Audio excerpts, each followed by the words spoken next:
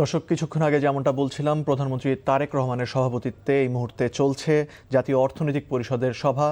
আমাদের সাথে রাজধানীর আগারগাঁওয়ে পরিকল্পনা কমিশনে থেকে সরাসরি যুক্ত হচ্ছেন স্পেশাল করেসপন্ডেন্ট হাসান মাহমুদ। তার কাছ থেকে শুনবো এই বিষয়ে আরও বিস্তারিত। হাসান, এনইসি সভার আর কি তথ্য আছে আপনার কাছে?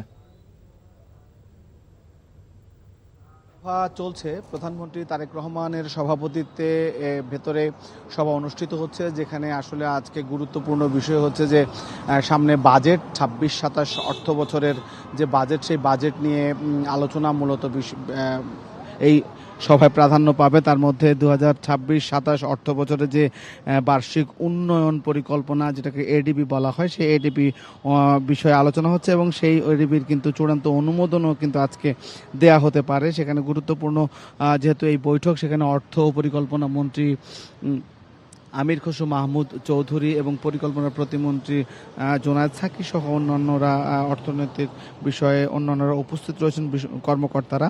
এবং এই সভায় ২৬-২৭ অর্থ বছরের যে কথাটি বলেছি, এডিপি অনুমোদনের বিষয়টি রয়েছে। এছাড়া সংস্কার ও উন্নয়নের পঞ্চবার্ষিক কৌশলগত রূপরেখা, যেটাকে শীর্ষ ৫ বছর মেয়াদী অর্থনৈতিক কৌশলপত্রের যে রূপরেখা, সেটা উপস্থাপন ও অনুমোদনের বিষয়ও কিন্তু রয়েছে। তো বাজে আমাদেরকে এখানে ব্রিফিং করার কথা রয়েছে। সভায় এলজিআরডি মন্ত্রী মির্জা ফখরুল ইসলাম আলমগীর উপস্থিত রয়েছেন এবং সংশ্লিষ্ট মন্ত্রীরা, বিশেষ করে যারা রয়েছেন বিদ্যুৎ জ্বালানি মন্ত্রী সহ অন্যান্য মন্ত্রিসভার সদস্যরা কিন্তু উপস্থিত রয়েছেন। তো এডিপির চূড়ান্ত অনুমোদন নিয়ে যদি ব্রিফ করা হয়, তাহলে হয়তোবা আমাদেরকে এই সবার সম্পর্কে অবহিত করবেন অর্থ ও পরিকল্পনা মন্ত্রী আমির খসরু মাহমুদ চৌধুরী। তিনি সভা শেষে ব্রিফ করার কথা রয়েছে এবং হয়তো প্রধানমন্ত্রী সচিবালয়ে চলে যাবেন এবং প্রধানমন্ত্রী সচিবালয়ে তার কার্যালয়ে চলে যাওয়ার পরে ব্রিফটি শুরু হবে।